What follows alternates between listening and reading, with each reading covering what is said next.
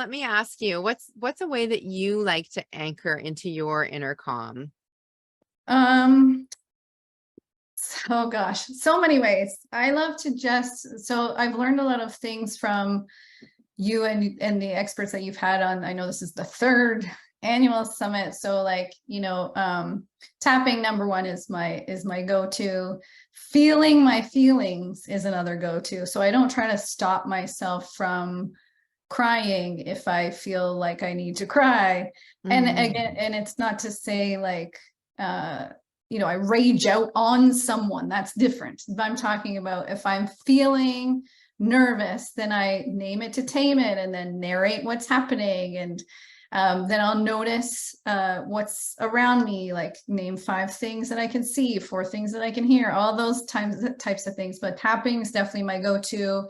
And really it's awareness really in the past few years through my brain training and stuff, just like awareness of what's happening in your brain really calms things quite quickly, because you can get curious instead of, you say curious instead of furious, curious and instead of judgmental. And so not compounding like, oh my gosh, I can't believe I'm feeling sad. I shouldn't be feeling sad. And then you shame yourself for feeling sad. There's no need for that.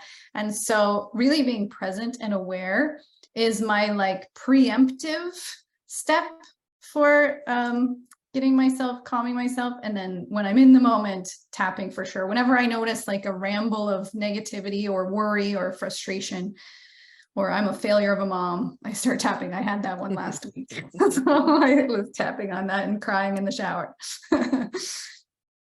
I love that you shared that you had that moment, because I think it feels good for us to see that even Sarah felt like a failure and was crying. Like even Sarah, who's an amazing mom and she's an amazing educational leader and even you have those moments. So it's okay if I have those moments too. Yes, it's okay. Yeah, We're all it's human. funny that we're on this right now, because this came up in my coaching call last night with some clients, and this is the thing, what I mean about getting curious. So it's like, wait a minute, where did that come from? Like, those are the words that came. I feel like a failure of a mom. And often we do this where we say these sweeping judgments of things, or like almost a cliche. Like I've heard that before, right? We've heard people say that I'm a failure of a mom. If we stop for a second, this is what I mean by awareness and get curious. And we stopped and said like, hold on, what does failure of a mom actually look like? And we took a second to like define it for ourselves. So if I'm saying I'm a failure of a mom, what do I mean? So I was calling myself a failure of a mom because I didn't feel like I was taking my daughter out to the park enough. Like that was in the moment, my definition of failure of a mom. I felt like I was spending a bit more time than I should doing some work when I was shitting on myself, and I should be taking her places. And we've been home so much, and she's totally happy and like hilarious all day long, but like my own story.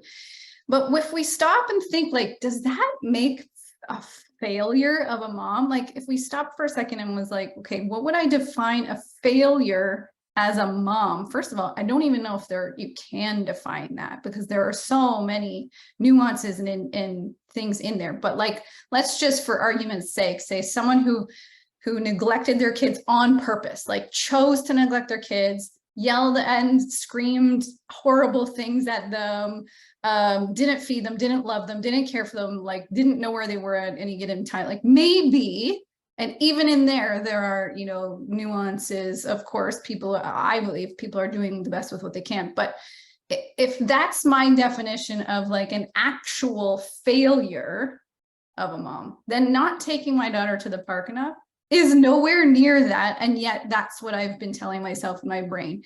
And so that's what I mean by being aware of what's rattling around back there, and really getting curious about and specific about the things you're telling yourself. That really preempts or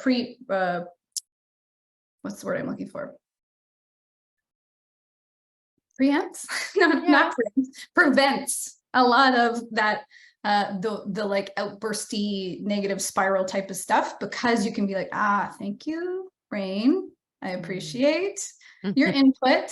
That is not what's happening right now. And we can, like you said, engage. We can cross from the emotional side to the logical side, because we know that when emotions are high, intelligence is low, all of that kind of stuff. I've flipped my lid. So yeah. Oh, I love everything that you just shared. And I just lost my thought. Sorry. There's a question that came in from Stacy. I have lots of sensory issues and sensitivity to pain if I get poked. Are there others that have issues with tapping? Is there a different way to do tapping if you are sensitive? So tapping, first of all, it's, if you're poking yourself, then that's not the tapping. And if it's too hard, you don't want to do that. But yes, there are other things, like you can rub, right? You can kind of push a little bit instead of, but tapping really should be light, like you're not slamming your face or slamming yourself. You're just kind of lightly tapping. And so if that is an issue for you, then yes, you can kind of like gently rub a little bit. You don't have to tap, tap, tap. You can, there are lots of other things you can do with the ears, like Laura has shared before. There's brain gym stuff. There's the energetic routine. So the crossover things. But I would explore, and because you don't want, the point is not to get you more anxious and set off something. It's really to calm. So if you can play around with like the pressure that feels comfortable for you, then that would be great. Yeah. And so Stacy said, yeah, even the gentle tapping she can't handle. Okay. Yeah. So yeah, trying the rubbing. This is a good one too, like squeezing beside the nail bed. So I don't know if that would be sensitive to you or not, but those are tapping points as well. And it's not tapping, it's squeezing.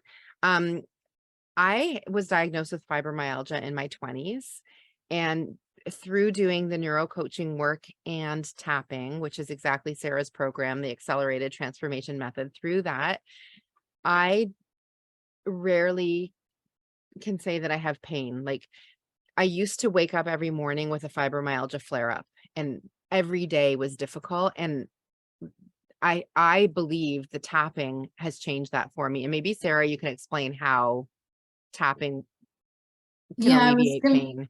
I was gonna also say, Stacy, you may want to look into the emotional code because it's a technique.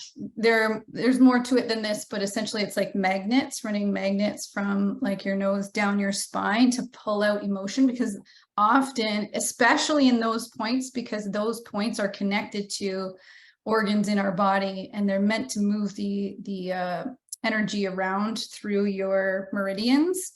And if those points are tender, that's indicating something is needing to be addressed. And usually there's an emotional component to it. So you could look into, because that's kind of a non-contact way. There is a book called The Emotion Code. And there are practitioners around, like you can Google that and give that a go and see if that helps to alleviate some of that, so that you can tap. Because like Laura said, the tapping actually has like scientific, biological benefits that are measurable now with our equipment. And so it does relieve pain. It does reduce inflammation. It does improve blood pressure. It does reduce stress, like all of those things that contribute to all of our other stuff. It does address those deep things. Excuse me. So if you can get to a place through something, like maybe this is the gateway or the emotion code or something that can get you to a place where you're able to tap, you will, like Laura said, get the benefits from that as well. They say your issues live in your tissues. Yes. Yeah. So that's why I said it was the neuro coaching along with the tapping, like that emotional work.